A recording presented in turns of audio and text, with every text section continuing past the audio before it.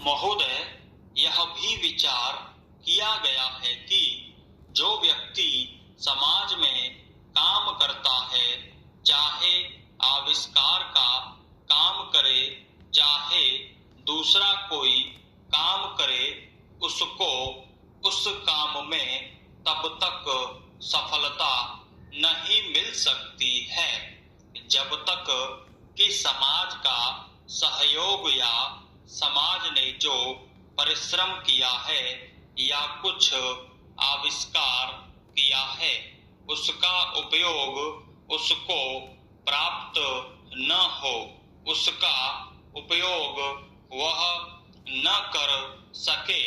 इसलिए जब भी कोई व्यक्ति किसी वस्तु का आविष्कार करता है तो आविष्कार करने में न केवल उसका अपना परिश्रम रहता है, लेकिन साथ ही साथ समाज ने जो काम किया होता है, चाहे विज्ञान के क्षेत्र में या प्रौद्योगिकी के क्षेत्र में या किसी अन्य क्षेत्र में, उस सब से भी वह लाभान्वित होता है।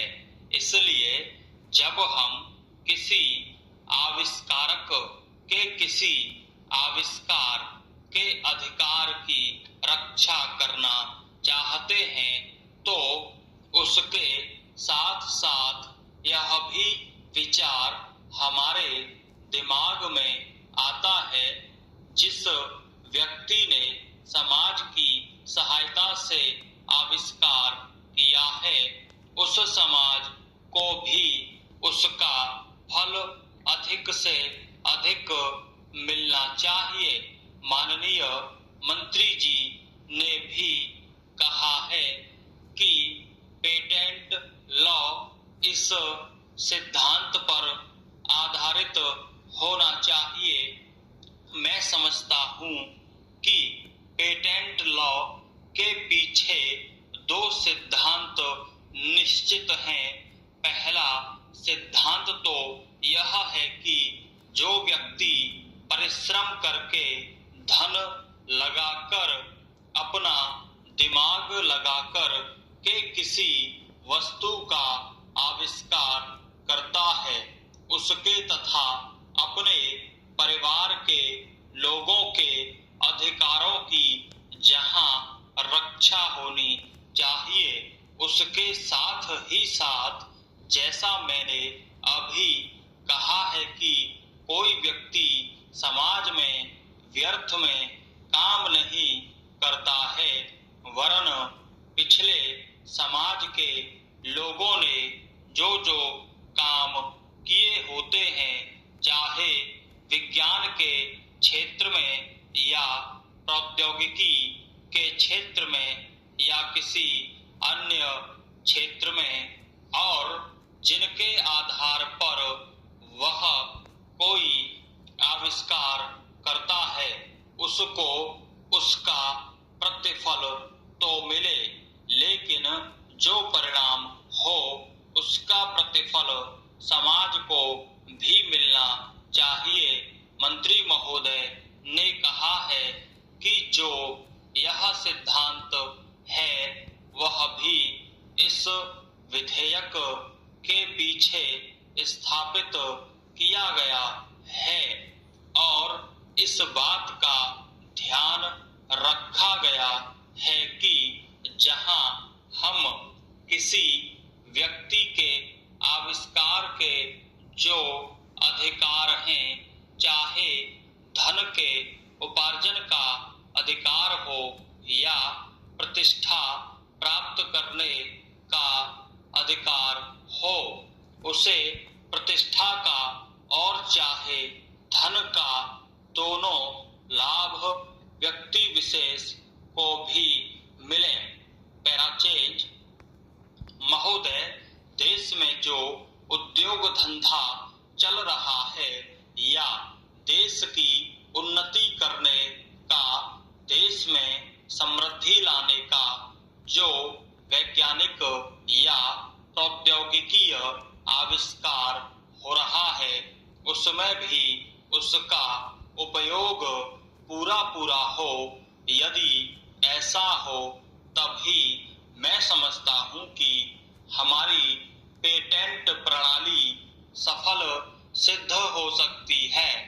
यह प्रश्न उठ सकता है कि किस सीमा तक व्यक्ति के अधिकार की रक्षा की जाए और किस सीमा तक उसके अधिकार का हनन किया जाए ताकि समाज का अधिक से अधिक लाभ हो, समाज उसका अधिक से अधिक उपयोग कर सके। एक दृष्टिकोण जो इसके पीछे है, हमें इस बात का अभिमान है कि हम 101 करोड़ हैं। हमारी कई जातियां, कई धर्म, कई भाषाएं और कई प्रकार के रीति रिवाज हैं। इस विविधता से हमें लाभ उठाना चाहिए, किंतु आज भेदभाव का भूत हमारे सिर पर चढ़ रहा है।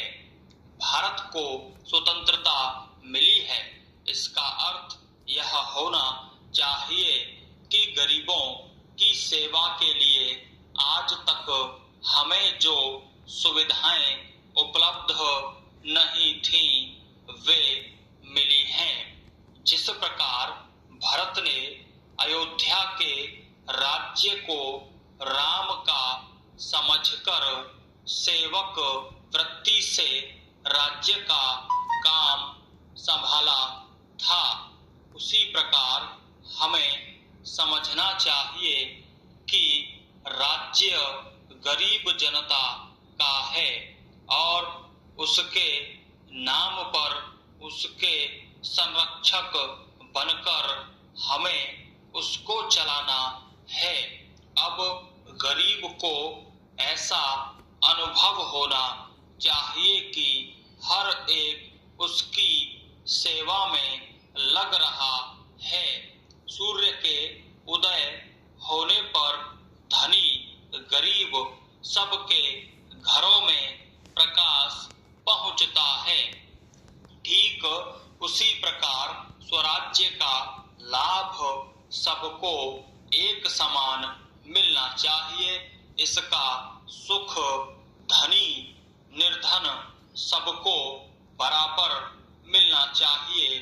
जनता को हमने वचन दिया था कि स्वराज्य मिलने पर हम आपके दुख दूर करेंगे। अब वह समय आ गया है जबकि हमें अपने उस दिए हुए वचन को सार्थक करना है। पैराचेज, इतने बड़े देश में विचार भेद होना स्वाभाविक है। देखना यह है कि हम लोगों के विचारों में कुछ समान अंश भी हैं या नहीं। यदि हैं तो समान कार्यक्रम बनाइए। इस प्रकार कार्य करने से हमारे भेदभाव कम होते होते एक दिन मिट जाएंगे और अच्छी बातों का अपने आप उदय होने लगेगा। अगर उसी प्रकार भेद स्थापित करने का प्रयत्न किया गया तो लोग सत्ता के पीछे पड़ जाएंगे और स्वराज्य प्राप्त होने का आनंद हम लोगों को नहीं मिल सकेगा।